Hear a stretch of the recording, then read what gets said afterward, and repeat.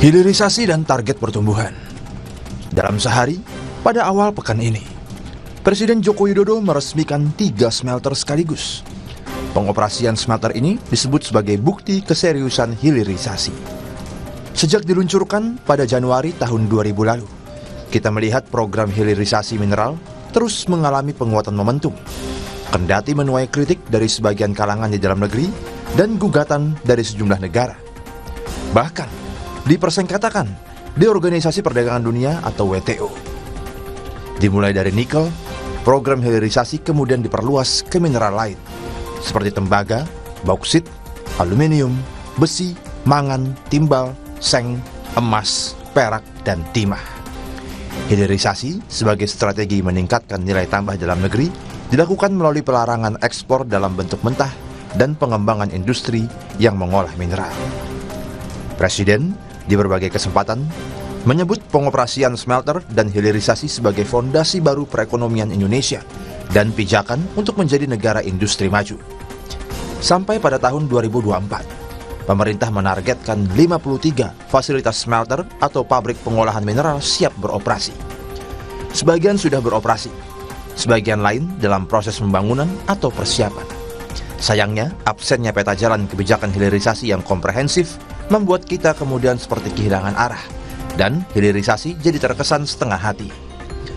Dampak hilirisasi memang sudah kita rasakan, antara lain berupa peningkatan investasi, lonjakan ekspor produk hasil hilirisasi, penciptaan lapangan kerja, dan kontribusi ke penerimaan negara atau PDB. Namun, nilai tambah yang menjadi jargon utama hilirisasi masih sangat terbatas realisasinya. Sebab faktanya, dari struktur ekspor yang bisa kita hasilkan baru sebatas produk setengah jadi bernilai tambah minim. Belum lagi kritik lain terkait pelaksanaan hilirisasi sejauh ini. Termasuk soal nilai tambah yang tak dinikmati masyarakat di area pertambangan. Padahal sudah banyak kemudahan dan insentif yang diguyurkan.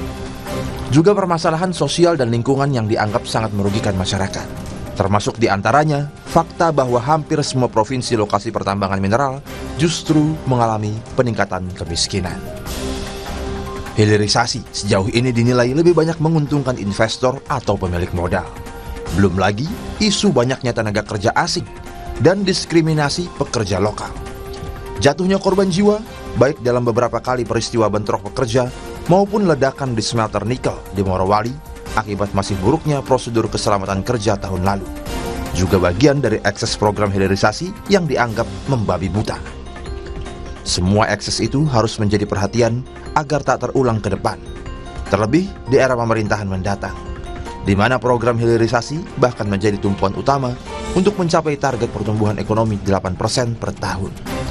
Ini penting agar hilirisasi tak hanya menjadi bentuk lain dari eksploitasi brutal kekayaan sumber daya alam, karena nilai tambah dan keuntungan tetap saja lebih banyak dinikmati negara tujuan ekspor produk hasil hilirisasi.